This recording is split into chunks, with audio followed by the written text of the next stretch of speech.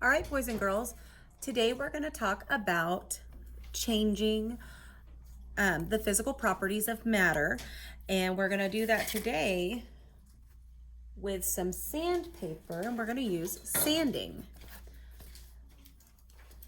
Sanding is a way that you can take something, this is sandpaper, it's a way that you can take something that starts out as rough.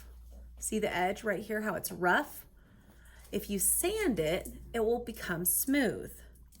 This is a whole popsicle stick, and this is one that I broke in half. The one that I broke in half is very rough. The texture is very rough and pokey and sharp. And so what you can do is you can take a piece of sandpaper. As you can see, it's a little bit grainy and rough feeling itself.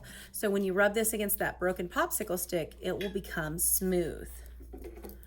So I'm gonna rub it. It's gonna be a little weird sounding.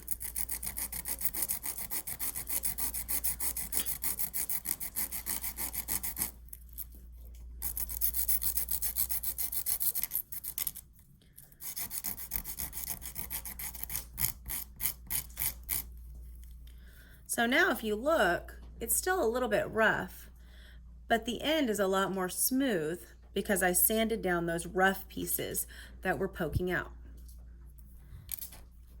Another way that sanding can be used is in household projects. For example, notice how this pencil is yellow? If you take sandpaper and you put it on the outside of the pencil and rub it, okay, you'll notice that immediately something starts to happen. What's happening to this pencil? It's turning a different color. It seems like the sandpaper is beginning to take off the paint. So sometimes people will use sandpaper to take off the outer layer of something. So as you can see right here, the yellow paint was removed from the pencil using the sandpaper. So sanding is one way that we make physical changes by changing the texture from rough to smooth.